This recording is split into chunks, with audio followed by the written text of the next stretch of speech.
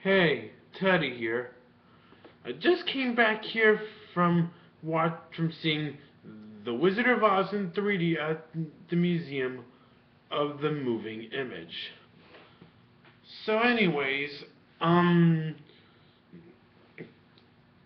uh, well, today I have a couple of things I need to tell you guys about. Now, here's some good news and some bad news I'd like to bring up for you, to you guys. Now, the first piece of good news I'd like to give you guys is that in case you guys haven't noticed, earlier this week I just got a special thanks in Huey's animated movie reviews, Winds of Change, which in this episode we do get to see Huey Toonmore co-review Winds of Change with Diamanda Hagen, in whom some of you may have known her, may have remembered her from when she previously appeared in Huey's animated movie reviews, The Groovenians, when Diamanda Hagen appeared to be the one who helped count CGI to make Huey Toonmore review The Groovenians. So anyways, another piece of good news I have to bring up to you guys is that in case you guys haven't noticed last month, a good friend of mine named Sebastian Ojeda, aka Zuchi Guardian, has finally uploaded the first ever episode of Codename Deneb. Which in this case, this is the video where Zuchi Guardian, Timinator, and I all do get to co-review monster cereals. In this video, you guys will see me eat Count Chocula. And also and then there's this one piece of bad news I'd like to spread out to you guys.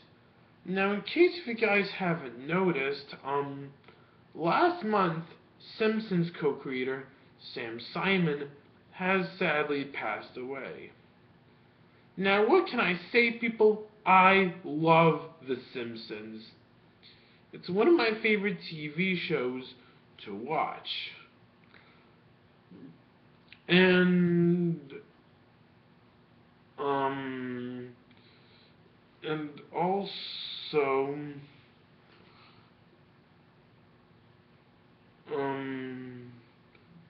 yeah, and another,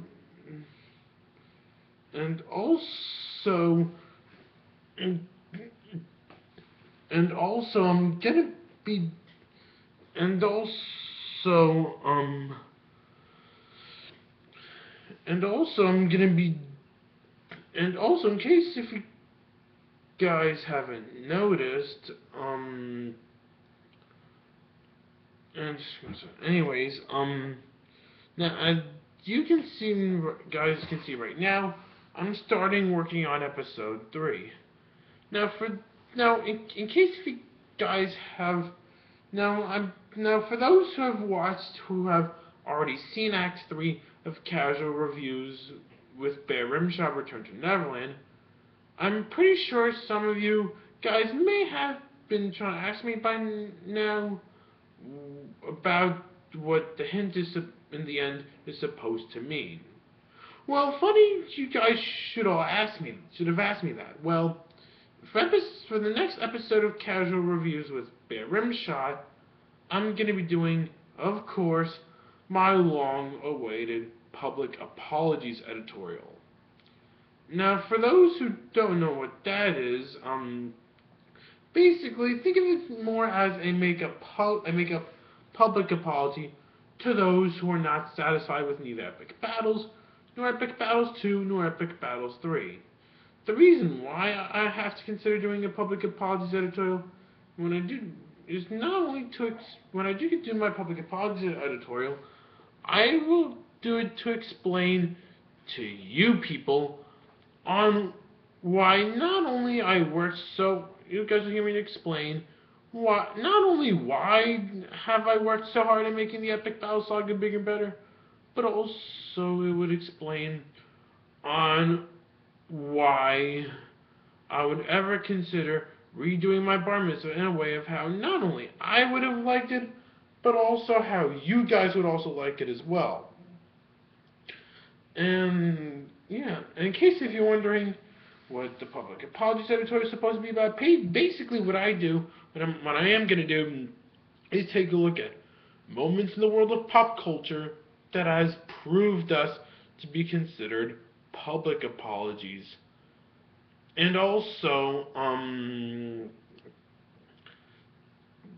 there, and also,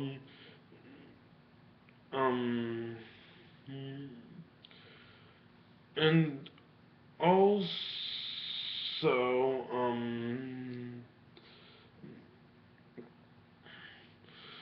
and also, yeah, here's why I would ever have to consider doing a public apologies editorial in the first place.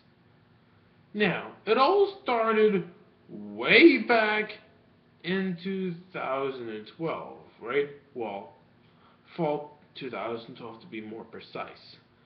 Anyways, I've been witnessing of how some people in this, I've been witnessing of how some people in particular, I'm not going to point any fingers or anything like that. Anyways, some people in particular were complaining to me. Were I've been witnessing of how some people, I'm not going to name any names, have been spreading pointless superstitions about what's going to happen with the Epic Battles sequels, in which really I've worked so hard in making them bigger and better. I mean, does anybody remember back in September 2014 when I blamed the death of my former social work? Blame my former social worker for setting up the death of Robin Williams. Well, if based on what I said back in December wasn't good enough, I will say this, people, that that another good reasoning why I would ever blame the death of Robin Williams on my former social worker is considering the fact, well, of course, he had intentions in making epic battles downhill.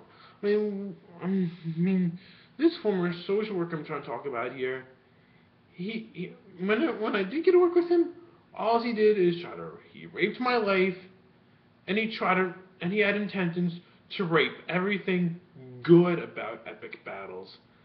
And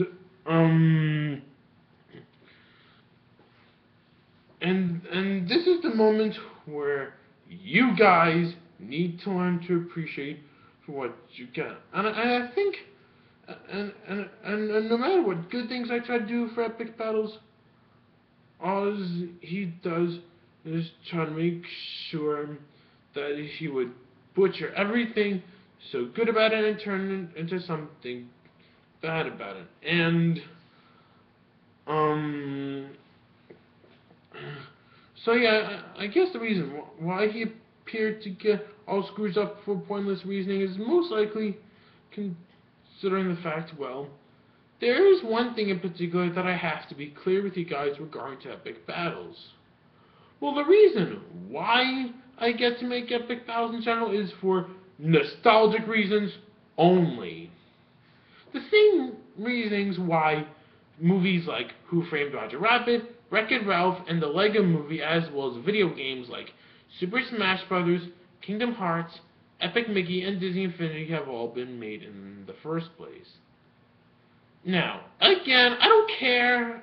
I don't care if whether or not the makers of those things would ever use real names, the names of real people, as that shouldn't really matter. I mean, whether or not the makers of those movies or games would ever use the names of real people should not matter in the first place. What should matter more? When I say the reason Why Big Battles has been made in the first place is the same reason why films like Who Framed Roger Rabbit, Wreck-It Ralph, and the Lego Movie and games like Super Smash Bros., Kingdom Hearts, Epic Mickey, and Disney Infinity have all been made in the first place. What I'm trying to say right here, guys, is the fact that they're all trying to be major love letters to to a certain genre being incorporated. Now, allow me to explain. The reason why Who Framed Roger Rabbit has been made in the first place, it has been made as a love letter to animation. Well, considering the fact that in Who Framed Roger Rabbit, we do get to see a lot of beloved animated characters making cameos like Mickey Mouse, Bugs Bunny, Donald Duck, Daffy Duck, Porky Pig, Tinkerbell, Goofy, Betty Boop, Droopy Dog, and many other great cartoon characters as well. And the reason why Wreck-It Ralph has been made in the first place is to be a major love letter to video games, featuring beloved video game characters like Bowser, Sonic, Dr. Eggman, Pac-Man, Ryu, and many other great video game characters as well. And the reason why Super Smash Bros. Has been made in the first place is to be a major love letter. Like Wreck-It Ralph, Super Smash Bros. Has been a major love letter to video games, only this time it would be exclusive to us Nintendo gamers. Which in this case, for you guys to be able to appreciate Super Smash Bros., you would have to be a Nintendo gamer. Well, let's just say you're somebody who owns either a Nintendo Entertainment System, a Super Nintendo Entertainment System, a Nintendo 64, Nintendo GameCube, Nintendo Wii U, Game & Watch, Game Boy, Game Boy Color, Game Boy Advance, Nintendo DS, or Nintendo 3DS. And the reason why the Lego Movie has been made in the first place is to be a major love letter to anyone who appreciates any of the characters appearing in the Lego Movie. And the reasoning why Kingdom Hearts has been made in the first place is to be a major love letter to Disney fans. And I know what some of you are thinking, how can I like Kingdom Hearts even if I hate Kingdom Hearts 2? Now, in case if you guys haven't watched my last update vlog, I already made it clear with you guys while discussing my thoughts on Leonard Nimoy that just because I hate Kingdom Hearts 2, that does not mean I hate everything about Kingdom Hearts at all. I mean, me saying that I would hate everything about Kingdom Hearts just because of Kingdom Hearts 2, that would be just like as if I said that I would hate everything about Sonic just because of how bad Sonic 06 is. I mean, based off of how I feel for Kingdom Hearts 2, think of how I would also feel for Sonic 06. Just because I would hate that particular game of that same franchise so much, that doesn't necessarily mean that I would hate all the other games in the franchise. However, if there's one game in the Kingdom Hearts franchise I really, really like, it's Kingdom Hearts Birth by Sleep. Just because, unlike Kingdom Hearts 2, whereas they've been taking the rule breaking thing too far, in Kingdom Hearts Birth by Sleep, on the other hand, they try to be faithful towards the original source materials when feeling like retelling certain Disney movies. And this is why I like Kingdom Hearts Birth by Sleep better than Kingdom Hearts 2. Is considering the fact, well, one thing that I like, when feeling like retelling certain stories of certain Disney movies, particularly with films like Snow White and the Seven Dwarfs, Cinderella, and Sleeping Beauty, one thing that Square Enix did get to do right when doing Kingdom Hearts Birth by Sleep is trying to be faithful towards the original source material possible, even if they have other additional characters appearing alongside with them at the same time. And another thing about Kingdom Hearts Birth by Sleep that I'm also happy about is the fact that even with the return of Peter Pan himself, I am happy, I will say this, people, that I am happy that at least Square Enix brought back my personal favorite Disney villain of all time, Captain Hook, into Kingdom Hearts Birth by Sleep. that part is a major step up, and also I'm also happy about the fact that when when Stitch does get to appear in Kingdom Hearts Birth by Sleep, out of all the characters from the Lilo and Stitch universe, it just didn't use Stitch. They also used other characters from Lilo and Stitch, like Lilo herself, Pleakley, Jumba, Captain Gantu, and all those guys as well. Yeah. Anyways, the reason why Epic Mickey has been made in the first place is to be a major love letter to old school Disney. I'm talking, of course, of Disney from the 20s, the 30s, the 40s, the 50s, and the 60s, and all that stuff. Yeah, and the reason why Disney Infinity has been made in the first place is to be a major love letter to Disney in general. Not just us Disney fans, not just Disney, but also Marvel, as well as eventually Star Wars. And this is one of the reasons why I love Disney Infinity so much, considering the fact that the makers of the game always try to listen to us, to our feedback and suggestions. Like, for example, if you guys have any issues with Disney Infinity, or if you guys have any suggestions based on who you guys would like to be able to see in Disney Infinity, I can definitely guarantee you guys that they will listen to your thoughts. Trust me. I mean, no matter where you may contact the Disney Infinity creative team or support team, whether it be on Facebook or on Twitter, or even by email, whenever I have any suggestions in mind, they always listen. Trust me. I mean, no matter which characters I'd like to be able to see in coming to Disney Infinity, they always listen to me. Trust me when I say this, guys. And if there's any particular character that you guys would love to be able to see appear in Disney Infinity, I can definitely guarantee you guys that they will listen to your guys' thoughts and ideas and feelings regarding to Disney Infinity in general. Anyways, as for the reason why Epic Battles has been made in the first place, there are technically 7 different things I try to be a love letter to when doing Epic Battles. And when I say love letter, I'm not saying it in a gayful manner, no. When I say love letter, I meant in a friendlier manner.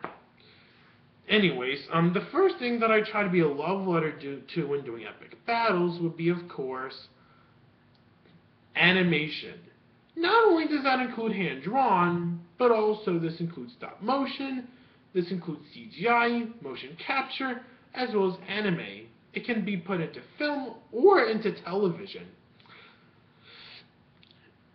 And the second thing I try to be a major love letter to when doing Epic Battles in general would be, of course, video games. Not only does that include those released on a console, but also this includes those released on a handheld, those released on PC, as well as those released on the arcade systems as well. And the third thing that I also try to be a major love letter to would be, of course, comic books.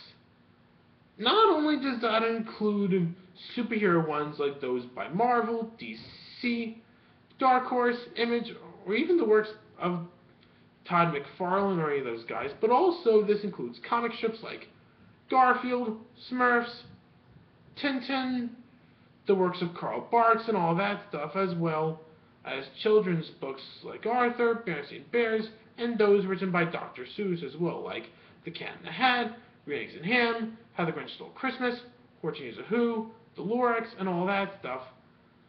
And the fourth, and also the second obvious thing, like animation, that I try to be a love letter to, would be, of course, Star Wars.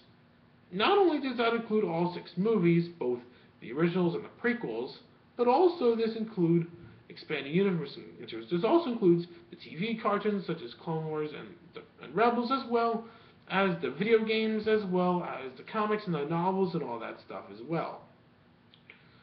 Anyways, the fifth and possibly the most underappreciated genre I try to be a major love letter to would be, of course, Ardsley.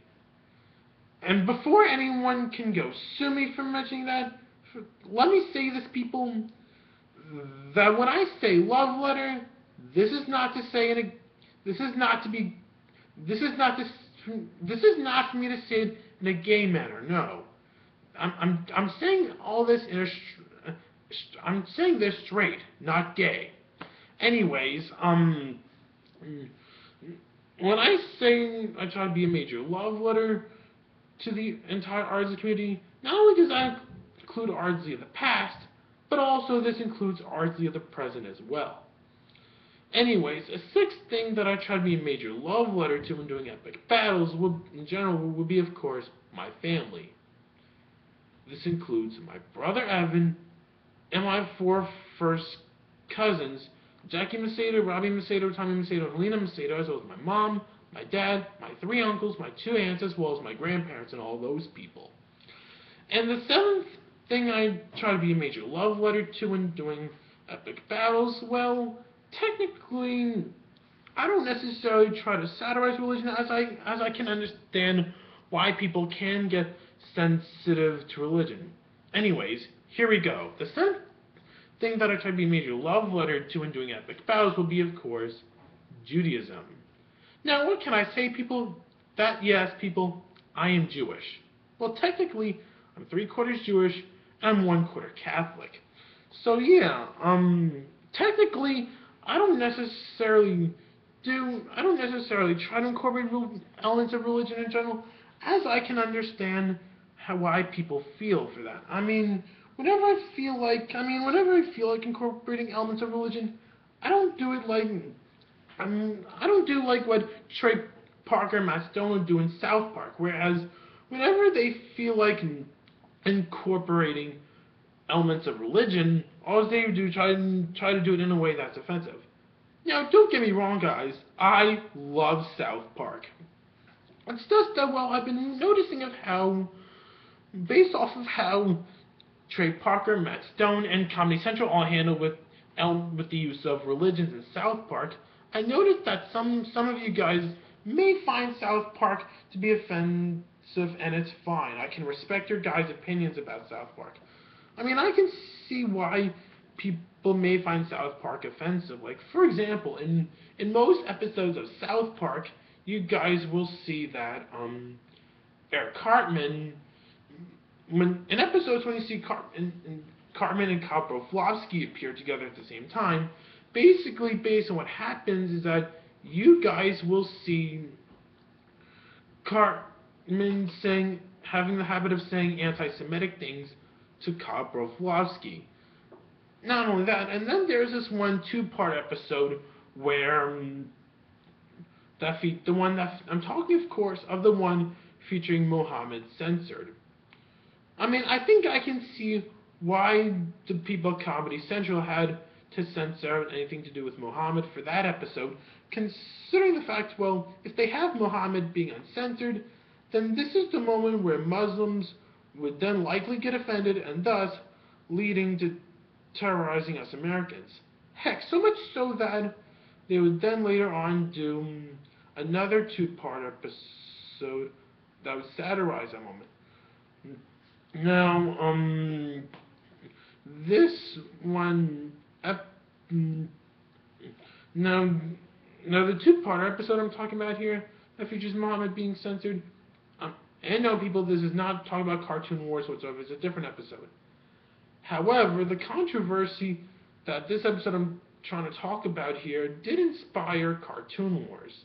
Now, for those who don't know what Cartoon Wars is about, basically it's the episode where the characters from South Park get really, really controversial with how that when Fox was doing Family Guy, this is the moment where, as Mohammed designates to be in Family Guy, this is the moment where terrorists would then try to attack America more for the fact that Family Guy appears to be using Mohammed. And so, yeah, when it comes to use of religion in epic battles, I don't do it in a way of how based on you guys would see like in South Park. Oh no. Whenever I feel like doing incorporating elements from religion, I do it in a way similar to how think of like what you guys see coming from either Rugrats or The Simpsons. Whereas basically, I don't try to do it in which in this case, I try to make sure it would be done in a way about of how both kids and adults can all enjoy, even if they're that religion. So yeah, it's all I have to say to you guys. I hope you guys have a happy Easter and a happy Passover.